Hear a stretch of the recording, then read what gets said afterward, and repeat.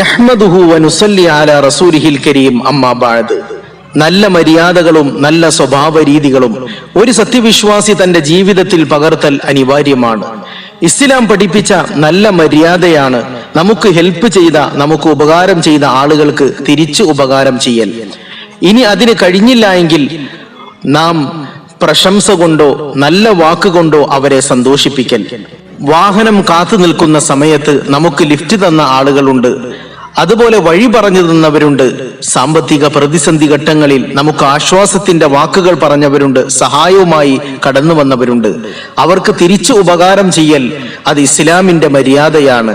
ഇനി അതിന് കഴിഞ്ഞില്ല എങ്കിൽ, തിരിച്ചു ഉപകാരം ചെയ്യാൻ സാധിച്ചില്ല എങ്കിൽ അവർക്ക് വേണ്ടി ദുആ ചെയ്യുക, നന്ദിയുടെ വാക്ക് പറയുക.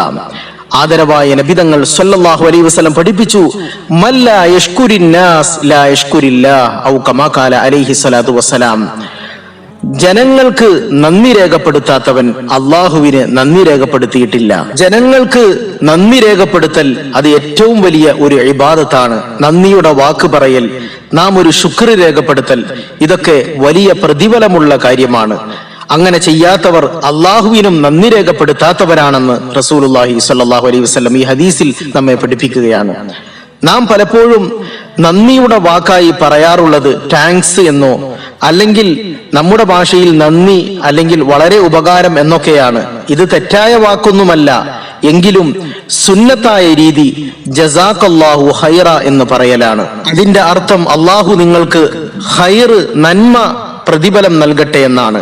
നബി തങ്ങൾ സല്ലല്ലാഹു അലൈഹി വസല്ലം പഠിപ്പിച്ചു, മൻ സുനിഅ ഇലൈഹി മഅറൂഫ ഫഖാല ലിഫാഇലിഹി ജസാക്കല്ലാഹു ഖൈറ ഫഖദ് അബ്ലഗ ഫിസ്സനാ. ആരെങ്കിലും ഒരാൾക്ക് നന്മ ചെയ്താൽ, ഉപകാരം ചെയ്താൽ, ആ ഉപകാരം ചെയ്യുന്ന വ്യക്തിയോട് ജസാക്കല്ലാഹു ഖൈറ എന്ന് തിരിച്ചു പറഞ്ഞാൽ അവൻ സ്തുതിയുടെ സമ്പൂർണതയിലെത്തിയിരിക്കുന്നു, നന്ദി വാക്കിന്റെ ഏറ്റവും പരിപൂർണമായ വാക്ക് പറഞ്ഞിരിക്കുന്നു എന്ന് റസൂലുള്ളാഹി സ്വല്ലല്ലാഹു അലൈഹി വസല്ലം. മറ്റൊരു ഹദീസിൽ നബി തങ്ങൾ സ്വല്ലല്ലാഹു അലൈഹി വസല്ലം പഠിപ്പിച്ചു, മൻ അതാ ഇലൈക്കും മഅറൂഫൻ ഫകാഫിഉ ഫഇൻ ലം തജിദു ഫദ്ഉ ലഹു. ആരെങ്കിലും നിങ്ങൾക്ക് ഉപകാരം ചെയ്താൽ അവന് പ്രത്യുപകാരം ചെയ്യുക.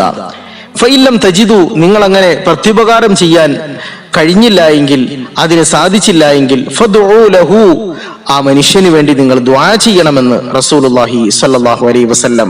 അങ്ങനെ നാം ഉപകാരം ചെയ്തു കഴിഞ്ഞാൽ, അവർക്ക് വേണ്ടി ദുആ ചെയ്തു കഴിഞ്ഞാൽ അവർ ചെയ്ത ഉപകാരത്തിന് അത് പകരമായി തീരുന്നതാണ്. നബി തങ്ങൾ സല്ലല്ലാഹു അലൈഹി വസല്ലമയുടെ അടുക്കൽ മുഹാജിരീങ്ങളായ പാവപ്പെട്ട സഹാബാക്കൾ കടന്നു വന്നു. എന്നിട്ട് നബി തങ്ങളോട് പറഞ്ഞു, നബിയെ, അൻസാറുകളായ മദീനയിലെ സഹാബാക്കൾ ഞങ്ങൾക്ക് ഒരുപാട് സമ്പത്ത് നൽകി, സഹായങ്ങൾ നൽകി, അവർക്ക് പ്രത്യുപകാരം ചെയ്യാൻ ഞങ്ങൾക്ക് സാധിക്കുന്നില്ല, അതിനുള്ള സമ്പത്ത് ഞങ്ങളുടെ കയ്യിലില്ല. നബി തങ്ങൾ സല്ലല്ലാഹു അലൈഹി വസല്ലം അപ്പോൾ ആ സഹാബാക്കളോട് ചോദിച്ചു, അലൈസ തുസ്നൂന അലൈഹിം ബിഹി വതദഊന ലഹും. അവർ ഈ ഉപകാരം ചെയ്തപ്പോൾ നിങ്ങൾ സ്തുതിച്ചു പറഞ്ഞില്ലേ, അവർക്ക് വേണ്ടി ദുആ ചെയ്തില്ലയോ? അവർ പറഞ്ഞു, അതെ, ഞങ്ങൾ അവരെ പ്രശംസിക്കുകയും ദുആ ചെയ്യുകയും ചെയ്തു. നബി തങ്ങൾ സല്ലല്ലാഹു അലൈഹി വസല്ലം അപ്പോൾ അവരോട് മറുപടി പറഞ്ഞു, ഫദാക ബിദാക്, നിങ്ങളുടെ പ്രശംസ അവരുടെ ഉപകാരത്തിന് പകരമാകുന്നതാണ്.